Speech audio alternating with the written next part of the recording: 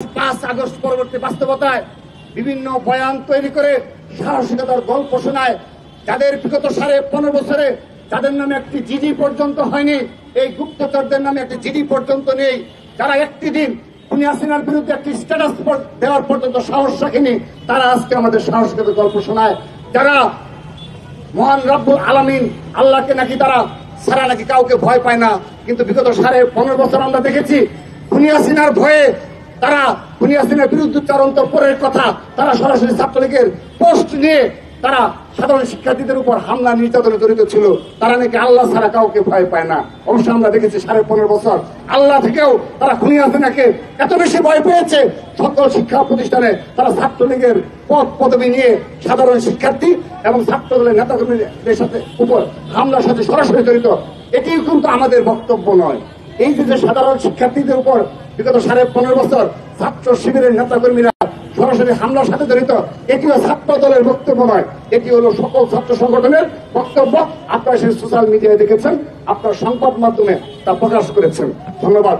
সেহেতু আমি আজকের এই মানববন্ধন থেকে স্পষ্টভাবে একটি বিষয় প্রশ্ন রাখতে চাই। গতকাল শিবিরের শীর্ষ নেতৃত্ব নানাবিধ বয়ান তৈরি করেছে, যেহেতু ছাত্র সমাজ ইতিমধ্যে তাদের বিষয়ে অবস্থান স্পষ্ট করেছে এবং শিবিরের রাজনীতির বিষয়ে স্পষ্ট অবস্থান গ্রহণ করেছে। তারা গতকাল আবুল তাবুল প্রলাপ অনেক বকেছেন, তার একটি প্রমাণ তাদের শীর্ষ নেতৃত্ব এবং ডাকসুর ভিপি প্রার্থী তিনি বলেছেন আলী হোসেন নাকি ছাত্র দলের কর্মী। আমি ভাবতেই পারছি না যে তিনি ঢাকা বিশ্ববিদ্যালয়ের একজন ভিপি প্রার্থী, তিনি এ ধরনের ঢাকা বিশ্ববিদ্যালয়ের 39,000 শিক্ষার্থী ভোটারদের সামনে এ ধরনের একটা মিথ্যাচার করতে পারেন, যেখানে সাধারণ শিক্ষার্থীরা স্পষ্টভাবে অবস্থান গ্রহণ করেছে আলী হোসেন শিবিরের অ্যাক্টিভিস্ট। আমি আজকের এই অবস্থান থেকে ছাত্র শিবিরের প্রতি প্রশ্ন রাখছি, জোর হলে সার্জন জোর হলে আপনাদের কয়জন নেতাকর্মী? আপনাদের মতে একজন নেতাকর্মীও নেই, কারণ তিনি আজও আত্মপ্রকাশ করেনি।